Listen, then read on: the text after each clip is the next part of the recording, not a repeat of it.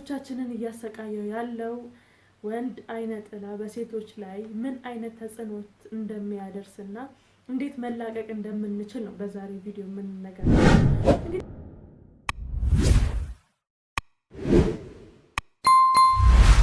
እዩት እዚህ ጋር እንግዲህ ወደ 7 ነው ወደ 8 ወንዶች አሉ። እኔ ነኝ መሀል ላይ ያለሁት። እንደ ወንድ ነው የሚያደርገኝ፣ አለባበሴ እንደ ወንድ ነው።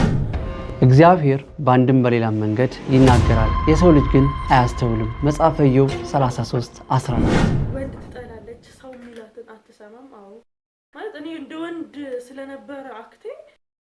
ሰላም ሰላም፣ በሀገር ውስጥም በውጭም ያላችሁ ውድ ዚግዛግ ቲዩብ ቤተሰቦች እንደምን አላችሁ? ዛሬ ለብቻዬ ኑሮ የለም። እንግዲህ አንዳንድ እህቶች የጠየቃችሁኝ ጥያቄ ስላለ እሱንም ለመመለስ ያክል በራሴ ቪዲዮ መጥቻለሁ ማለት ነው። ስለምትሰጡን አስተያየቶች እንዲሁም ደግሞ ለምትሰጡን ኮሜንቶች እጅግ በጣም አመሰግናለሁ። ስለምታበረታቱንም እንዲሁ በጣም አመሰግናለሁ። እንግዲህ ወደ ዛሬው ቪዲዮ ስመጣ ብዙ እህቶቼ የጠየቃችሁኝ በውስጥ ጥያቄ ያለና የተለቀቀውን ገጠመኛችንን አይታችሁታል። ያንን አይታችሁ የጠየቃችሁኝ እህቶች ያላችሁ ጠቅላላ አድርጌ በቪዲዮ ልምጣ ብዬ ነው። እንግዲህ ብዙ እህቶቻችንን እያሰቃየው ያለው ወንድ አይነ ጥላ በሴቶች ላይ ምን አይነት ተጽዕኖት እንደሚያደርስና እንዴት መላቀቅ እንደምንችል ነው በዛሬው ቪዲዮ የምንነጋገረው። እንግዲህ ወንድ አይነ ጥላ በሴቶች ላይ ብዙ አይነት መገለጫዎች ያ ከተወለድን በኋላ የሚጠናወተን ይሆናል ማለት ነው። ያ ደግሞ የራሳችን ጸባይ ይመስለንና ለብዙዎች ለቤተሰብም ለጓደኛም ለምንም በቃ ባህሪዋ ነው፣ ባህሪዋ ከታወቀ እኮ መታው ነው እየተባለ መናፍስቱን ሳናውቅበት ሳንረዳው ወደ ተሽቆለቆለ ወደ ማይሆን ህይወት ውስጥ እንድንገባ ያደርገናል ማለት ነው። አብሶ በሴቶች ላይ ህይወት እንዳንይዝ፣ ትዳር እንዳንይዝ፣ እንደገና ደግሞ ልጅ እንዳንወልድ የሚያደርገን ከልጅነት ጊዜ ጀምሮ የተጠናወተን አይነ ጥላ ነው ማለት ነው። አብዛኛውን ጊዜ ጸበል ላይ ካያችሁ አሳድጌ እንዴት እለቃለሁኝ የሚል ብዙ ጊዜ ሰምታችሁ ሊሆን ይችላል። ያ ከተወለድን በኋላ የሚጠናወተን የአይነ ጥላ መንፈስ ነውና እስቲ እኔ ምን አይነት ተጽዕኖ አድርሶብኝ ነበር፣ እኔ የኔ ጸባይ መስሎኝ ምን አይነት ሁኔታ ውስጥ ከቶኝ ነበር የሚለውን በትንሹ ልንገራችሁ። እንግዲህ እኔ እንደነገርኳችሁ ነው፣ በገጠመኝ ላይም ሰምታችሁታል። የኔ ጸባይ ይመስለኝ ነበረ። በጣም ድብድብ ወዳለሁኝ፣ እንደገና ደግሞ ሰው እንዲፈራኝ እፈልጋለሁኝ። እሷማ ኃይለኛ ነች እንድባል እፈልጋለሁኝ። ምክንያቱም በቃ ከማንም ጋር ስጣላ በቃ እኔ በኃይለኝነት እንድታወቅ ነው የምፈልገው ማለት ነው። ይሄ ደግሞ የመንፈሱ አሰራር ነው። እኔ ግን በዛን ጊዜ አላውቅም ነበረ እና ትዳርም ወይም ደግሞ ፍቅረኛም እንደዚህ የመያዝም ፍላጎትም ጭራሽ በቃ የለም አልነበረብኝም። የሆነ ጓደኛ እንኳን ቢይዝ ያሰልቻቸኝ ነበር ወይ 2 ቀን ምናምን በቃ በጣም ገፋ ከተባለ 5 ቀን ከዛ ሰው ጋር ልቆይ እችላለሁ እንጂ በፍጹም የተረጋጋ የፍቅር ህይወት አልነበረኝም። ያ የመናፍስቱ ሴራ እንደነበረ ከነቃሁኝ በኋላ ነው ያወቅኩትኝ ማለት ነው። እና እስኪ ከአባታችን ከቀሲስ ሄኖክ ወልደማርያም መጽሐፍ ላይ ያገኘሁትን እውነት የኔ መገለጫዎች የነበሩትን ባህሪያት ጸባያት ላንብብላችሁና ራሳችሁን እስኪ እዩበት። የምታገኙት ከሆነ የቀሲስ ሄኖክ ወልደማርያም መጽሐፍ አይነ ጥላ የሚለውን መጽሐፍ ብታነቡት ሴቶችም ወንዶችም በጣም ብዙ ነገር ነው የምታገኙበት። በእውነት ህይወታችሁን ፈትሹበት እስቲ ይሄንን መጽሐፍ አንብባችሁ። እኔ እንግዲህ ምን ያደርገኝ እንደነበር አንድ ሴት ወንድ አይነ ጥላ ሲኖርባት የሚያሳዩት ባህሪያትን ነው እንግዲህ አባታችን የዘረዘሩት። በእውነት በጣም ነው የተደነቅኩባቸው፣ በጣም ምክንያቱም እያንዳንዱን ነገር አብጠርጥረው አውቀውታል። እና ሳነባው በቃ ራሴ ነኝ ያገኘሁት ራሴ። በእውነት በፎቶ ራሱ አስገባላችኋለሁኝ ወደ መጨረሻ ወይ ወደ መሀል ላይ ማለት ነው። እና ለምሳሌ አንድ ሴት ወንድ አይነ ጥላ ሲኖርባት እነዚህ መገለጫዎች በሷ ላይ ይታያሉ ይላል። አንደኛ እጮኛና ትዳር ትጠላለች። እጮኛ ብትይዝም ወይም ትዳር ብትገባም ብዙ አትቆይም። በእውነት በጣም ትክክል ነገር እኮ ነው የተናገሩት። በቃ ያሰለቻቸው የነበረ ምንም በቃ የቁም ነገር የለው ወሬ አለ። በቃ ገና ሳየው በቃ በሐሳብ አንግባባም፣ ወይ ደግሞ ከኔ ተቃራኒ ይሆናል፣ ወይ ደግሞ እኔ የምፈልገው ሌላ እሱ የሚፈልገው ሌላ። በዛ 2 ቀን ወይ 3 ቀን ገና እንደተገናኘን ወይ 5 ቀን ወይ ሳምንት ገፋ ከተባለ እንጂ ወዲያው ነው እምተወው ወይም ደግሞ የሚያሰለቻቸኝ የነበረው ማለት ነው። ሲቀጥል ደግሞ ብዙም አትቆይም እውነት ነው። እንደገና እንደ ወንድ ያደርጋታል፣ እንደ ወንድ አክት ታደርጋለች፣ እንደ ወንድ ያደርጋታል። ጮክ ብላ ትናገራለች። አዎ እውነት። እስቲ ይህንን ፎቶ ተመልከቱት፣ እዩት። እዚህ ጋር እንግዲህ ወደ 7 ነው ወደ 8 ወንዶች አሉ። እኔ ነኝ መሀል ላይ ያለሁት። እንደ ወንድ ነው የሚያደርገኝ። አለባበሴ እንደ ወንድ ነው፣ ሁሉ ነገሬ እንደ ወንድ ነው፣ አካሄዴ እንደ ወንድ ነው። እግዚአብሔር ነው የምላችሁ። እኔ ቀሲስ በጣም ነው የገረሙኝ ይሄንን ነገር ሲጽፉት ማለት ነው። እኔ የራሴ ባህሪ ነበር የሚመስለኝ። በቃ ማለት በቃ ይሄ እንደ ሙድ የምታዩት ነገር አለ አይደል? እንደዛ ነበር የሚመስለኝ።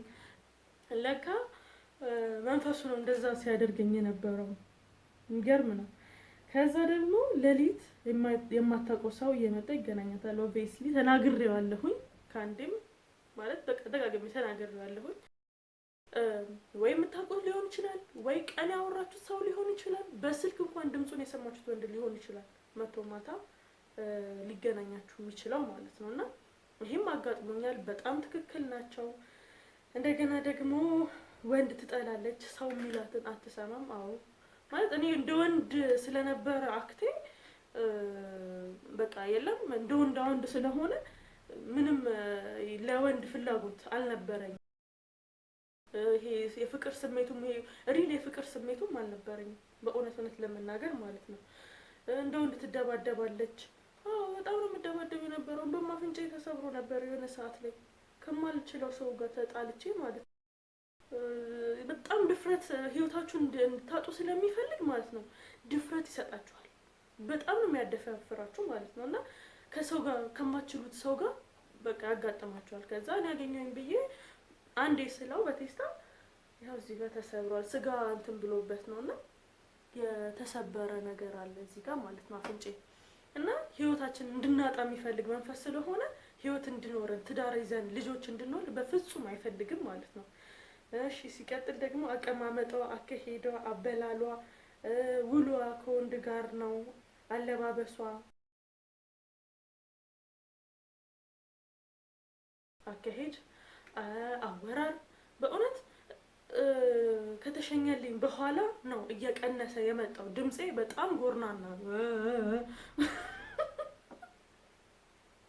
በጣም በቃ ጉርልን ያለ ነበረ ከምታስቡት በላይ ማለት ነው። አሁን እንደውም እየተስተካከለ መጣ እንጂ በእውነት በቃ ስነሳ ራሱ ከእንቅልፌ ድምጼ ይወንድ እንደዚህ አሁን አልችልበትም እንትኑን ማለት ነው። ምክንያቱም ራሱ ስለሆነ ያንን ያደረገኝ ስለሄደ እንደ ወንድ ነው በቃ ሁሉ ነገር። አካሄድ ብትሉ፣ አረማመድ ብትሉ፣ አቀማመጥ ብትሉ፣ ያው እዚህ ላይ እንደምታዩት አቀማመጥ፣ ጸጉር ስታይል ብትሉ ኤቭሪ ነገር እንደ ወንድ ነበር ያደረገኝ ማለት ነው። ከሴት ይልቅ የወንድ ጓደኛ ነው የምትግባባው። በቃ እኔ እንዳለ ወንዶች ናቸው ጓደኞቼ። ከሴቶች ጋር ብዙም አልቀራረብም ማለት ሀሳባችን አንድ አይሆንም ከነሱ ጋር ሲሆንና በጣም ገርሞኝ ነው ይሄንን የማነብላችሁና እና የራሳችሁ ሀሳብ እንዳልሆነ ታውቃላችሁ ማለት ነው። የራሳችሁ ሀሳብ ሲሆን ትክክለኛ ይሄ የለም በቃ ልክ እንደሆነ የምትረዱበት ሀሳብ ጭንቅላታችሁ ላይ ሲመጣ ያንን ሀሳብ መልካም ከሆነ መቀበል አለባችሁ። የሆነ ተቃራኒ ነገር መጥፎ ነገር የሚነግራችሁ ከሆነ ግን መገልበጥ አለባችሁ። እኔ እንግዲህ በትንሹ እችን አሳልፍ ያለሁኝ ቪዲዮ እንዳይረዝምባችሁ ነውና በትንሹ እችን አሳልፍ ያለሁኝ። ሲቀጥል ደግሞ ልክ ህይወቴን ሳጠናው ይሄ ነገር ምንድነው እንደዚህ እያደረገኝ ያለው? ለምንድነው ህይወት የማይኖረኝ? እኔ ለምንድነው ጮኛ ማልይዘው ምናምን የሚለው ነገር ሀሳብ ሲመጣ ደግሞ ወደ ምን ወሰደኝ? ወደ ሴት እንድሆን የለም እንድኳኳል። ከዛ ደግሞ ምን መሰላችሁ እቅዱ እንደዚህ ሴታውን እዚህ ቪዲዮ እዚህ ፎቶ ላይ እንደምታዩት በዚህ መልክ አድርጎ ምንድነው ያሰበው እሱ ሌላ ህይወት እንዲኖረኝ ሌላ መስመር በሱ ፈቃድ ማለት ነው። ማለት በጣም ወጣ ያሉ አለባበሶች ናቸው የምለብሰው የነበረው። ይሄ በጣም በትንሹ ነውና በጣም ያስፈራ ነበር አለባበሴ። ያ ደግሞ ወደ ምን ወሰደ? ወደ ዝሙት፣ ወደ መበላት፣ ወደ ቡዳው፣ ወደ ሌላ ወደ ኮተት ውስጥ ደግሞ አስገባኝ ማለት ነው። ይሄ ስልቱን ሲቀይር ነው። እናንተ ልክ ጥያቄ ስታመጡበት ምን ያደርጋል? ስልቱን ይቀይርና እናንተ ባሰባችሁት መንገድ አስኬዶ ለዝሙት ለቡዳው ይዳርጋችኋል ማለት ነው።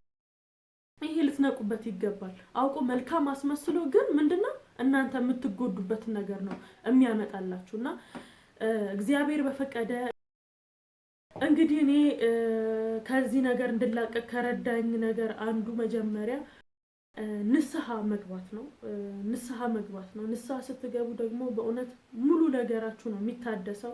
ጭንቅላታችሁ ውስጥ ያለው እያንዳንዱን ነገር ውልቅ አድርጋችሁ ስትነግሩት የዲያብሎስ የተያያዘው ፋይላችሁን ትናጥቁታላችሁ ማለት ነው። ሁለተኛ ደረጃ ምንድነው የምትወስዱት? መጾም፣ መስገድ በጣም መስገድ ደግሞ መስገድ ለነገራችሁ ከምችለው በላይ ፓወርፉል ነገር ነውና መጸለይ፣ መቀጥቀጥ ትጀምራላችሁ። የራሴ ሐሳብና የመንፈሱን ሐሳብ መለየት ጀመርኩ። እዛ በነበረኝ የጸበል ጊዜ ቆይታዬ የመምህርን ትምህርት ከሰማው በኋላ ምንድነው ያደረኩት? የኔና የመንፈሱን ባህሪ ማወቅ ጀመርኩኝ ማለት ነው። እንባ የጴጥሮስን እንባ ስጠኝ እያላችሁ አልቅሱ። በእውነት ተንበርክካችሁ ከልባችሁ አልቅሱ። በቃ እውነት እንባ በጣም ነው የሚያስምረው ሁሉን ነገር። በእውነት በደንብ አልቅሱ። እንዴ ጴጥሮስ በእንባው አይደለ የተማረው? እኛም በእንባችን እንማር። በእውነት ያደረግነውን ነገር እያሰብን ጌታ ሆይ ይቅር በለኝ፣ ማረኝ፣ በቃ እኔ ብዙ ነገር አድርጌያለሁ፣ አንተ ግን ቸር አምላክ ነህ፣ ይቅር በለኝ እያልን በቃ በመሰበር ውስጥ በመጸጸት ውስጥ ሆነን እግዚአብሔርን ማግኘት አለብን። ከዛ ደግሞ ይኸው እግዚአብሔር ይመስገን ወደ ቅዱስ ቁርባኑ ወደ መንበርከኩ እግዚአብሔርን ወደ ማወቅ ውስጥ ገባው ማለት ነው። እግዚአብሔር ስለ ሁሉንም ነገር አመሰግነዋለሁኝ። እኔ ልክ አይነ ጥላው ሲሄድልኝ ነው እግዚአብሔር ምስክሬን ነው የምላችሁ በትክክለኛ የፍቅር አይን ባለቤቴን ያገኘሁት። ያ ነገር የሆነ መንፈስ ከውስጣችሁ ሲወጣ የሆነ በቃ የምታዩት ብርሃን ራሱ ይለያል። እግዚአብሔር ነው የምላችሁ የሆነ በቃ ክፍት ነው ያለልኝ። ልክ መንፈሱ ጮሆ ሲዘርረኝ ልክ ስነሳ የሆነ የአይኔ እንትን ራሱ ይለይብኛል። ታውቁታላችሁ መንፈስ ይወጣላችሁ ሰዎች ምን አይነት ብርሃን እንደሚሰማችሁ፣ ምን አይነት እፎታ፣ ምን አይነት ብርሃን ሌላ በቃ የሆነ እኔ እንጃ ደስ የሚል ነገር ነው የሚሰማችሁ። በእውነት ሁላችሁም ከዚህ ነገር የተያያዛችሁ እህቶቼ እመቤት የወላዲተ አምላክ ከዚህ ነገር ታላቃችሁ ንቁበት። የመንፈሱን ሐሳብና የራሳችሁን ሐሳብ ለዩ በመጀመሪያ። ከዛ በኋላ ወደ መስመር ትገባላችሁ። የአባቶቻችንን ትምህርት ተከታተሉ፣ ቁረቡ። በዛ ጉዳይ ላይ በጣም አልላቀቅ ያለባችሁ ኃጢያት ካለ በዛ ጉዳይ ላይ በደንብ ቁረቡበት። ደግማችሁ የምትሰሩት ኃጢያት ላይ በደንብ ቁረቡበት። እያሳሰባችሁ ለእግዚአብሔር ከዚህ ነገር አላቀኝ አምላኬ ሆይ እያላችሁ እየጻፋችሁ ቁረቡበት። የማይስተካከል ህይወታችሁ መስመር የማይዝበት ምንም ምክንያት የለምና ሁሉንም ነገር ለሱ ለእግዚአብሔር አሳልፋችሁ ስጡት፣ እሱ ይሰራዋል። እናንተ ግን የራሳችሁን መንፈሳዊ ተጋድሎ መንፈሳዊ ህይወት ኑሩበት፣ እወቁበት እላለሁኝ። እንግዲህ በቻልኩት መጠን የቻልኩትን ነገር ለማብራራት ሞክሬያለሁኝ። በጸሎታችሁ አስቡን ተክለ ኢየሱስና ቤተሰቡን ብላችሁ በጣም አመሰግናለሁኝ። ስለነበረን ሰዓት በጣም አመሰግናለሁኝ። በቀጣይ ቪዲዮ ምን እንድሰራላችሁ የምትፈልጉት እህቶቼ ካላችሁ ኮሜንት ላይ ያስቀምጡልኝ። በቀጣይ ምን ይዘን እንምጣ፣ በምን ርዕስ እንወያይ የሚለውንም አስቀምጡልኝ። ስለምትሰጡን ፍቅር፣ ስለምትሰጡን አስተያየት፣ ስለምትሰጡን ሁሉንም ነገር እውነት እግዚአብሔር ይስጥልን። እናመሰግናለን። ዚግዛግ ቲዩብን ሰብስክራይብ፣ ላይክ፣ ኮሜንት እያደረጋችሁ ኮሜንት ለብዙ ሰው አስተማሪ ነውና ኮሜንት እያደረጋችሁ ለብዙ ሰው እንዲዳረስ አድርጉ። ሰላም ቆዩ።